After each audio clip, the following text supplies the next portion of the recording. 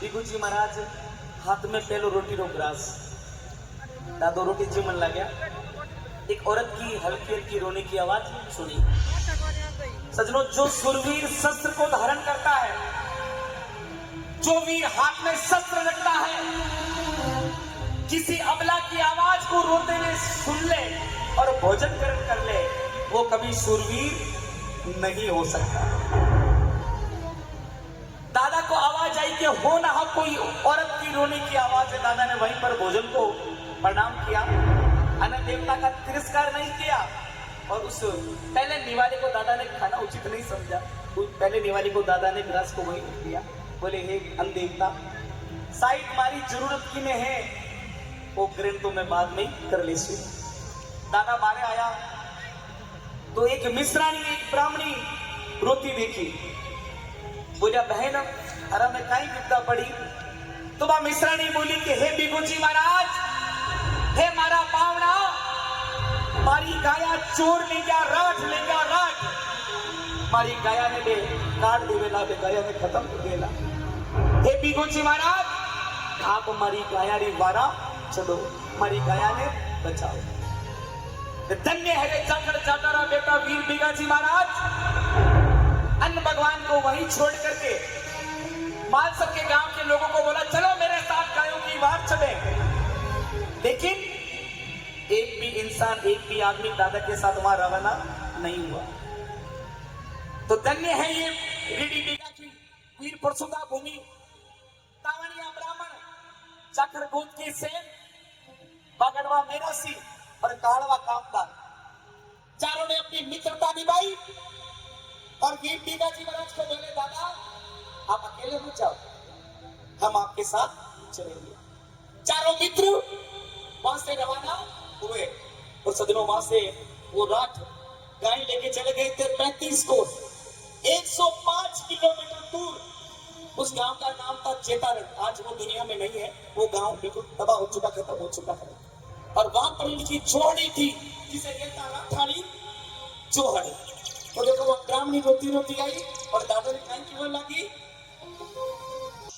जब बिगा जी महाराज आपरी धवल गोड़ी माथे बेट आपरे चार गावरा साथेरे सगे रवाना हुआ। उस वक्त 64 जोगड़िया और 52 भेड़ू खुश हुआ। तो पूछने लग गया 52 भेड़ू माता जी आज बड़ा प्रसन्न हो, खुश नहीं हुआ हो। तो 64 जोगड़ी मां काली कंकानी बोली रे भाई आज जाखड़ राजा वीर बिगो जी महाराज गहरी बाड़ा चढ़ियो है। आज खुनारा खंगार मेलेला, दुश्मनारा शीश कटेला और खुनारी नदियां बेलेली।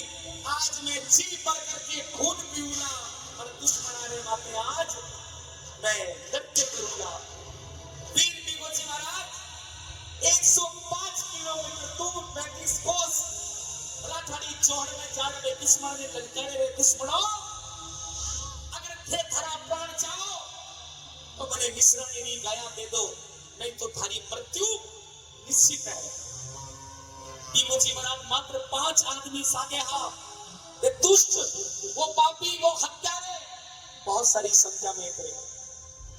तो मन में सोचो कि 5 आदमी मरो क्यों नहीं बिगाड़ सके। तमाम रात बिगो जी जाकर ने पूरी साथे रे माते बिगो जी महाराज माते हम लोग करते। और वक्त देखो सुनो बिगो जी महाराज क्या करे। बिगा जी महाराज तलवारा भाला चाली, समूचा दुष्ट को संहार कर वीर बिगो जी महाराज गाया घेर ली। और गाया घेर आपने साथी ने बोलिया रे भाया चलो प्रभातरी टेम गौ माता की रक्षा करी। हाँ दुनिया में नाम अजर अमर वेला प्रभाचा मालसर चालो। जब वीर बिगा जी महाराज आपे तमाम चारों सामने में सके गाया ने घेर प्रभाचा मालसर की ओर रवाना हुआ। अचानक एक दुष्ट पापी हत्यारे राज में साहब पीठ के पीछे आकर दादे की पीठ पीछे वार कर दिया और अपनी तलवार से वीर बिगो जी महाराज का शीश कलम कर दिया।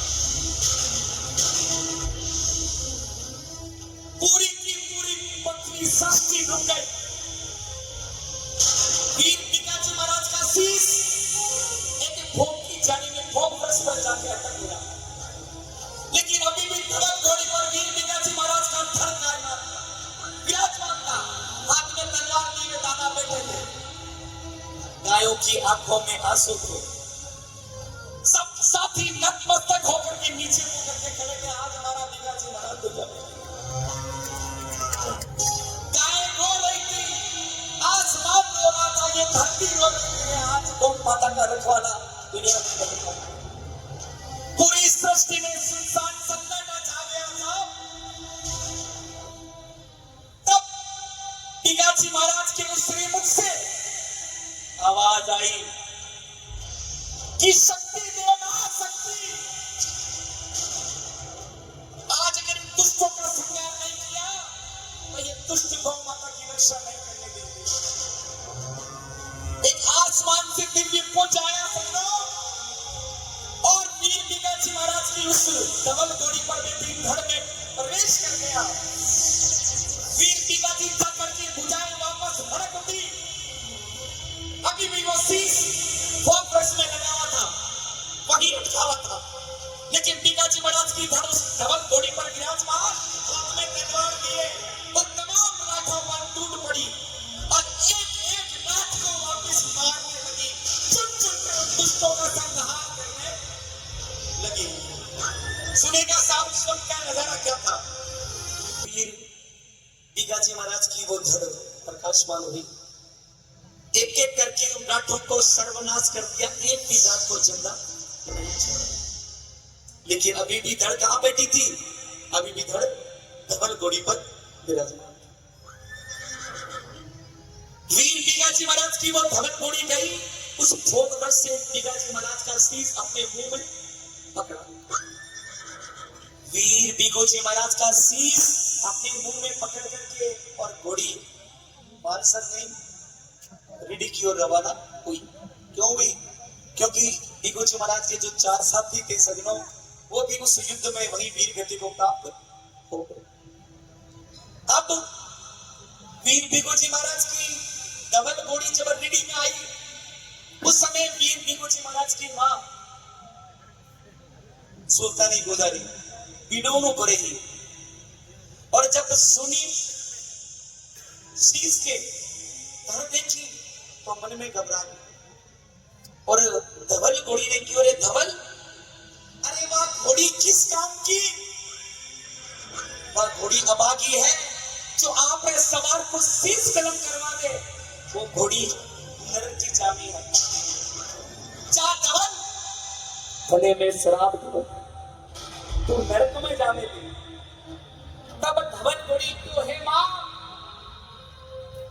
अरे मां होने रो दुख मैं समझ सकूं, लेकिन मावड़ी हे मां चरणी, हमारा भिकाजी महाराज वीर गति सु लड़िया, पराक्रम सु लड़िया, पूरी गया छुटा जब भिकाजी महाराज बचा रवाना आया। एक दुष्ट पीछे से हमलो करो और चोरी छुपा भिकाजी महाराज को शीश कलम। हे मां, भिकाजी महाराज को शीश मैं कलम नहीं करवा देती अगर वो सामने से हमलो कर दो।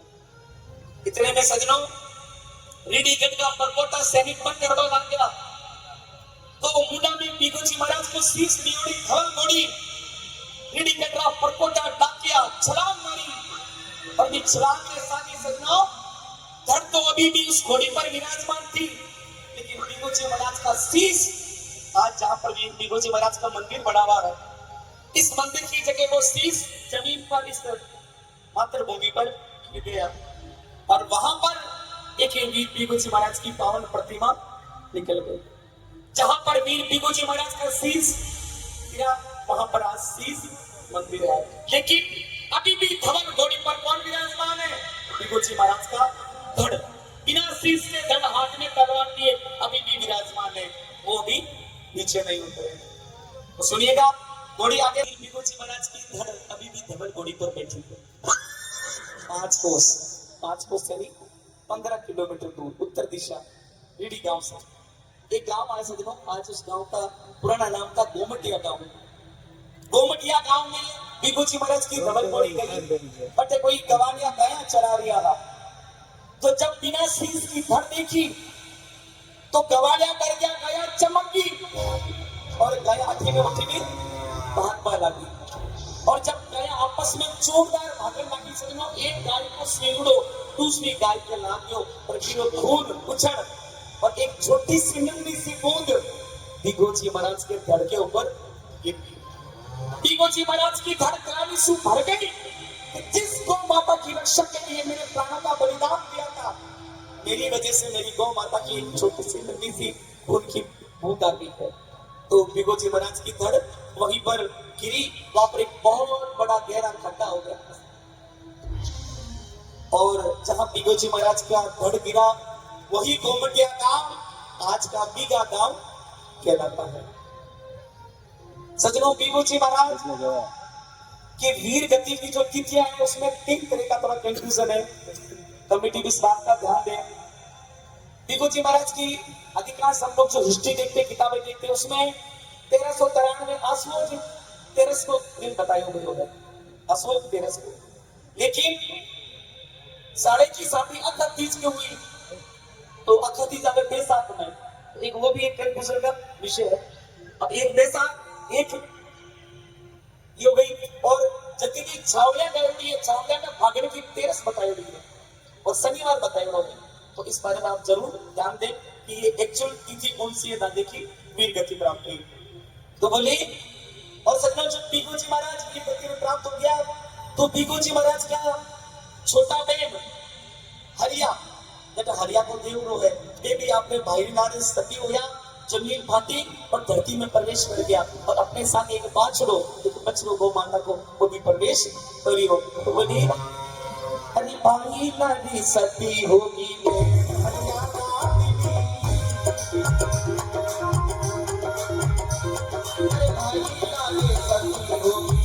हरिया